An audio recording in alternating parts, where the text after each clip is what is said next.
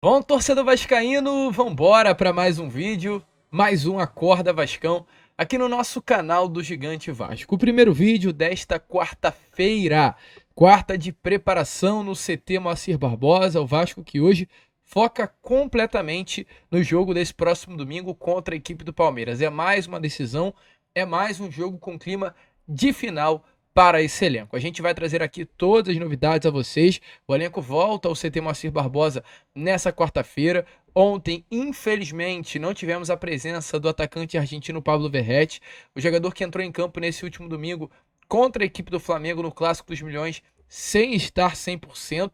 Exatamente por conta disso, não estava junto com o elenco treinando ontem no CT. A gente vai explicar aqui o que fez o Verratti não ter treinado ontem, mas também trazer muitas outras informações. Vamos falar sobre essa partida contra a equipe do Palmeiras, vamos falar sobre a busca frustrada do Vasco da Gama no mercado por jogadores e o principal motivo exatamente por essa frustração é a situação financeira do Cruz Maltino. Vamos trazer algumas novidades importantes aqui que evidenciam mais do que nunca a quantidade de cagada que a 777 Partners fez no nosso Vasco. Então, assim, o Acorda Vascão chega aí bastante movimentado, bastante agitado, com muitas novidades e muitas informações aqui a vocês nessa manhã de quarta-feira. Porém, antes de começar o vídeo, antes de deixar todos vocês muito bem informados sobre o nosso Cruz Maltino, como sempre faço aqui no canal, quero dar as boas-vindas a todos vocês que estão chegando aqui pela primeira vez. Para quem ainda não me conhece, muito prazer, eu sou o Lucas e você está no canal do Gigante Vasco,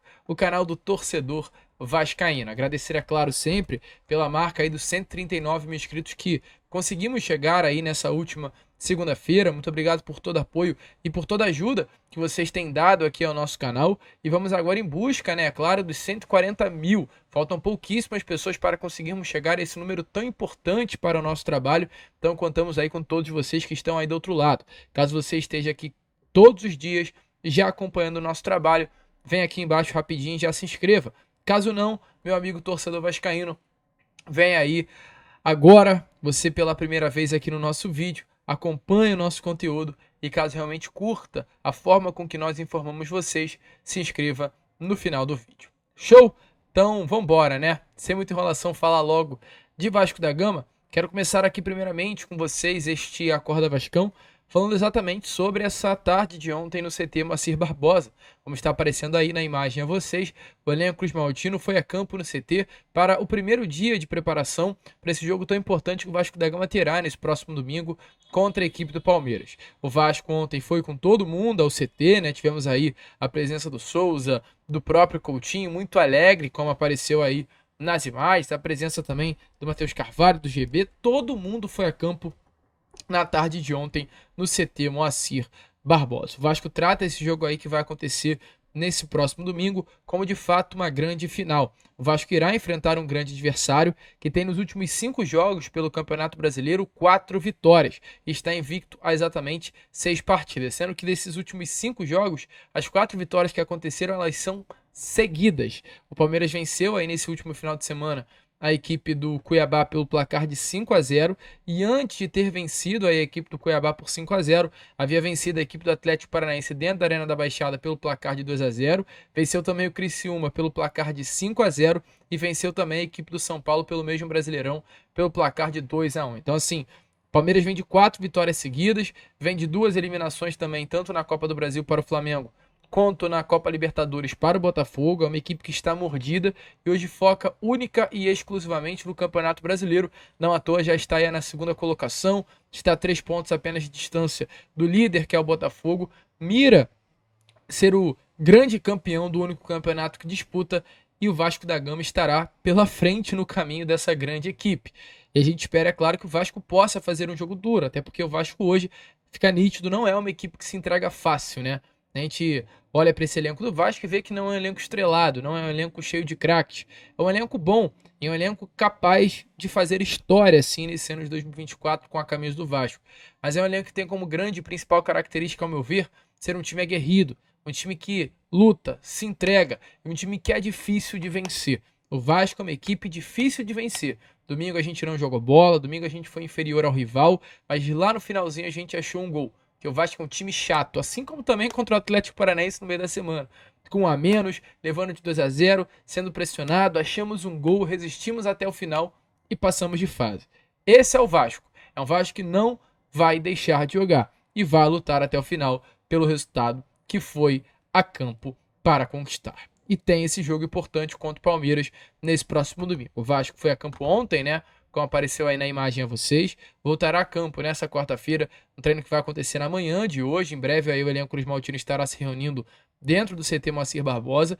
Treinará na manhã de quinta-feira, na manhã de sexta-feira e no sábado treina pela parte da manhã e viaja pela parte da tarde para Brasília, Distrito Federal, para enfrentar a equipe do Palmeiras 4 horas da tarde no estádio Mané Garrincha. Logo após a partida, no próprio domingo, o elenco retorna ao Rio de Janeiro, deve chegar aqui no Rio na madrugada de domingo, para na segunda-feira ganhar folga e já voltar a trabalhar na semana que vem, visando os próximos jogos do Brasileiro, virá pela frente também Copa do Brasil. O Vasco terá um calendário do mês de outubro bastante cheio. Lembrando aí que a possibilidade é grande, né?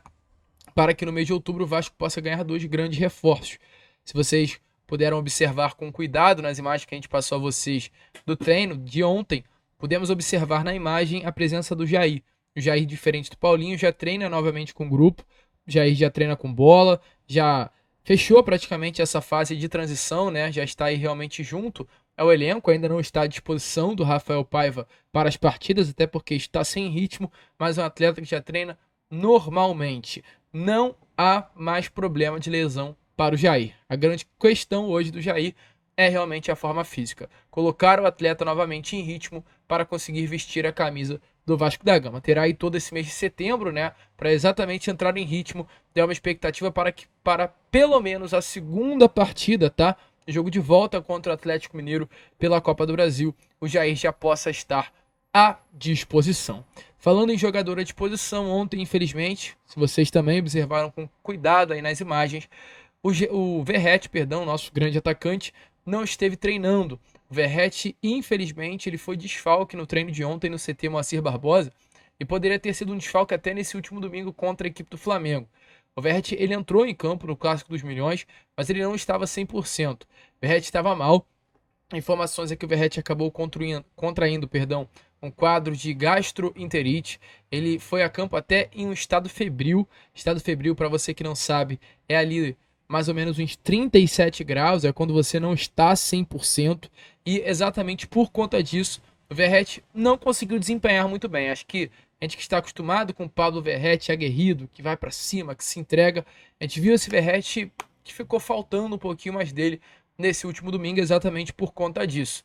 Verratti amanheceu com febre no domingo, esteve de repouso, acabou entrando em campo em estado febril. É claro, o Vasco não ia colocar o Verratti em condições de febre dentro das 4 linhas, e isso também aconteceu nessa última terça-feira, no caso ontem. Ele novamente amanheceu com febre, ele foi até o CT Moacir Barbosa, essa foi a informação que o canal Atenção Vascaínos passou aí na noite de ontem. Porém, quando ele chegou no CT Moacir Barbosa para participar das atividades, o departamento médico do Vasco olhou para o Verratti, viu as condições físicas dele e logo liberou para voltar para casa. Então ele não participou das atividades. Informações é que ele deve novamente hoje não estar no CT Moacir Barbosa para se recuperar, mas não preocupa para o jogo desse próximo domingo. Foi apenas um quadro de virose, apenas aí uma virose, né? Não é nenhuma doença, a gente não pode nem falar que é uma doença, é uma virose que está se recuperando em casa para ter condições de voltar no próximo domingo. A expectativa é que novamente hoje ele ganhe uma folga, mas já amanhã, quinta-feira, ele volte a ter Moacir Barbosa para treinar aí junto ao grupo, na quinta, na sexta e no sábado. Mais uma vez é importante, né, a gente olhar para o Verratti e ver como é esse jogador que se entrega, que luta, que vai para campo, mesmo sem ter condições de entrar dentro das 4 linhas. É importante até lembrar, né, que no início do ano, o mesmo Verratti, ele atuou contra o mesmo Flamengo com uma fissura na costela, né? Acho que foi isso, ele teve uma lesão na costela, exatamente uma fissura. Ele enfrenta o Flamengo no Campeonato Estadual com a costela fissurada. O jogo terminou 0-0, ele acaba perdendo até um gol, né, embaixo da trave. Eu pelo menos lembro muito bem desse lance, ficou muito marcado, e a gente não tinha o Verratti 100% no início da temporada. Ele acabou ficando, né, de fora durante o período para recuperar exatamente dessa fissura, voltou muito melhor, mas nesse último domingo, novamente, contra o mesmo Flamengo, o Verratti não pôde estar 100% por conta dessa virose. Mas expectativa aí que não seja nenhuma preocupação para o jogo desse próximo domingo. Inclusive, né, a gente já entra nesse assunto do jogo contra o Palmeiras no estádio Mané Garrincha, e é um jogo que a gente contextualiza muito bem com esse cenário de um Vasco endividado, né? O Vasco, infelizmente, teve uma janela aí bastante frustrada no mercado por conta da situação financeira. Eu acho que a gente olha para esse elenco do Vasco e vê um elenco bom, mas um elenco muito desbalanceado, né? A gente vê um sistema defensivo que poderia ter mais reforços, a gente vê talvez um meio-campo que poderia ter mais contratações, e muito isso vai por conta exatamente da questão financeira do Vasco. O Vasco é uma equipe que financeiramente não é bom, não é bem financeiramente, tem as suas dívidas, tem os seus problemas financeiros. E a informação que nós temos a trazer aqui a vocês sobre essa questão financeira do clube vai muito de encontro com esse jogo do próximo domingo. E por que estamos falando isso aqui com vocês? Porque informações que temos é que o jogo desse próximo domingo, não sei se vocês sabem, mas faço questão aqui até de informar, algo que a gente já trouxe aqui alguns vídeos atrás, foi um jogo vendido. O mando de campo foi vendido. Esse mando é do Vasco. O Vasco deveria atuar em São Januário, mas o Vasco, quando tinha a gestão da 777 Partners sobre o comando do clube, sobre o comando da SAF, vendeu o mando do jogo para Brasília com o objetivo de lucrar financeiramente. O Vasco ele já recebeu R$1 milhão por esse jogo. Esse valor já foi adiantado. Pedrinho nem viu a cor do dinheiro. A informação que temos a trazer aqui a vocês é que internamente, quando se soube que esse jogo contra o Palmeiras não seria em São Januário, foi motivo sim de revolta. A diretoria do Pedrinho não gostou. A diretoria do Pedrinho, é claro, espera que um jogo dessa magnitude viesse a ser no Rio de Janeiro, até porque o Vasco hoje é um clube que luta pela parte de cima da tabela. O Vasco hoje ele tem uma contagem regressiva interna contra a situação de São Januário. São Januário em breve estará entrando em reforma e o Vasco sabe muito bem disso e quer aproveitar São Januário o quanto pode. E infelizmente terá que levar um jogo que poderia estar jogando em São Januário, maior possibilidade de vitória, olhando para a parte de cima da tabela para Brasília. Não que em Brasília não há torcedor vascaíno, muito pelo contrário, há muitos. Você aí que é de Brasília vai ficar feliz com a possibilidade de ver o Vasco da Gama de perto, mas jogar no Rio é diferente. Rio de Janeiro é a casa do Vasco. E o Vasco não pôde tirar esse jogo de Brasília porque exatamente o mando já foi vendido. O valor da multa rescisória é muito alto e o Vasco esbarrou nesse valor da multa rescisória para conseguir vender, aliás, para conseguir voltar, né, esse mando de campo e ter o jogo realizado aqui no Rio de Janeiro. Então, assim, é muito complicado. Hoje, o Mané Garrincha está passando aí por uma reforma no gramado, já tem até a reforma finalizada. O Vasco vai jogar, de fato, num tapete nesse próximo domingo, mas a questão financeira é um grande problema. A gente ontem trouxe a vocês aí um pouquinho das aspas de Pedrinho, numa entrevista que deu ao canal do Fui Clear, né, Amigos Futebol Clube, e para evidenciar, para trazer, elucidar ainda mais essa situação financeira do Vasco da Gama, eu quero novamente que vocês deem uma olhada, onde Pedrinho resume um pouquinho sobre essa questão financeira hoje da SAF Cruz Maltina. Pelo RCE, então teoricamente você enxuga gelo, porque os juros é muito maior do que a parte que você paga. Então se foi pago, eu não sei o valor agora exato. Tá, ok. Se você paga, você gastou 150 milhões, 250 milhões, você abateu 60 milhões da dívida. Então, porque eles não atacaram a dívida. Então, se você paga, se você pega o dinheiro, se você tem o dinheiro e faz o acordo e vai pagando, você... O problema é que assim, a gente não tinha um processo, um planejamento esportivo. Quando o City chega no Bahia, qual era o planejamento? Vou atacar a dívida e depois eu vou desempenhar esportivamente. O Bahia foi lá, o City foi lá, zerou a dívida. O City procurou o Vasco? É verdade isso? O City... Sim. Eu já vi o Salgado falando que sim. É verdade isso? É verdade. Eu já vi o Salgado falando que sim em E por que podcast. não fechou? Disse que o valor era menor. Ah, bom, foi um bonezinho de paletó. Ah, que beleza. Rapaz, o Vasco é amaldiçoado com essa família. Rapaz, Então, assim, inferno, mano. se você tem um planejamento, você, cara... por exemplo, o Bragantino, que é uma outra característica, não tem nada a ver, mas você tem ali compra jogador jovem... Tem um desenho. Jogador jovem, desempenha e vende. Não, o Vasco não tinha assim. Ah, não, eles queriam comprar jogador jovem para vender. Pô, mentira, pô. Na segunda janela da temporada passada, a gente trouxe o elenco que tinha Medel, que já é acima da idade, Verratti, o próprio Paê, né? Paê, Michael. Então não era esse planejamento. Então, assim, qual o planejamento? Não existia. Não tinha um. Você pode até ter um planejamento e ser flexível por alguma circunstância. Beleza. Mas não tinha, assim. Você fala assim, vou atacar a dívida, vou pagar a dívida. Se ataca a dívida... De 900 tinha o quê? 450? Não, ataca 400? porque não tinha um dinheiro. Tinha como pagar o Mas se ataca a dívida, o problema é a dívida, cara. A dívida... Esse é o problema. Se você ataca a dívida ali, você vai passar dificuldade, você vai avisar, ó, cara, esse ano a gente vai ter dificuldade técnica, mas a gente vai estar ali querendo pagar. O problema é que ninguém quer pagar o preço de repente, correr o risco, tecnicamente, para zerar, cara, a dívida. Enquanto você não diminuir a dívida, esquece, pô. Você vai sofrer. Então, assim, alguém tem que dar esse passo. Vai plantar árvore para alguém sentar na sombra. É uma medida impopular, né? Mas tem que ser tomada. Mas esse é o grande... Essa é a pior que agora... Meu amigo torcedor vascaíno, é dessa forma, é tenso, é louco, é complexo, é complicado. É o Vasco, era 777 Partners, Lúcio Barbosa e as pessoas que antes estavam no nosso clube, né? A gente ontem, inclusive, teve uma informação através de uma baita apuração até dos amigos lá do canal, na torcida vascaínos, sobre a situação atual do Vasco quanto a essa última janela de transferências. O Vasco liberou vários atletas, né? O próprio Pedrinho, ele fala da questão da folha salarial do Vasco, até nesse vídeo que a gente traz a vocês, que o Vasco é um clube hoje que tem a quinta maior folha salarial do Brasil, está entre as quintas maiores folhas salariais do Brasil, liberou vários atletas e mesmo assim a folha não caiu muito. E um dos casos de atletas que o Vasco liberou foi o próprio Cleiton, jogador que no Vasco recebia um salário aí de quase 500 mil reais.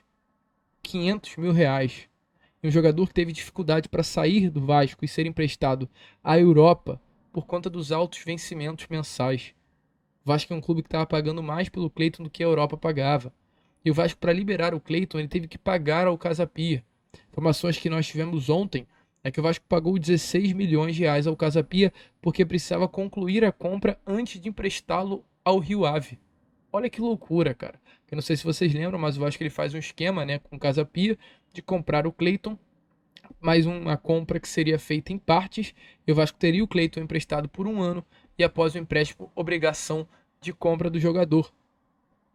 E o Vasco não comprou o atleta durante a gestão da 777. O Cleiton é um jogador que não estava sendo utilizado, tinha um vencimento muito alto e para liberá-lo teria que pagar esses 16 milhões de reais. E já pagou. Então talvez se o Vasco não tivesse feito essa cagada lá no início do ano de conseguir a contratação do Cleiton, talvez esses 16 milhões de reais que foram utilizados no Cleiton nessa janela de transferências poderia ter sido utilizado em outro grande jogador. Então assim, foi muita cagada, foi um planejamento vergonhoso que essas pessoas que passaram pelo Vasco fizeram e não à toa estamos hoje nessa situação. É o Pedrinho tendo que livrar os grandes feitos, para não falar outra coisa, dessa antiga gestão que passou pelo nosso clube e que nunca mais vai voltar. É isso, pelo menos, que a gente espera e sabe que vai acontecer. Show, Vascão, a gente fica por aqui. Esse foi aí o nosso Acorda Vascão, apenas o primeiro vídeo, né, dessa quarta-feira. Já já estaremos de volta com o Fala Gigante na parte da tarde, Boa Noite Gigante na parte da noite, contando muito com a presença e o apoio de todos vocês. Que vamos, se inscrevam, compartilhem e como a gente sempre fala aqui no canal, saudações vascaínas.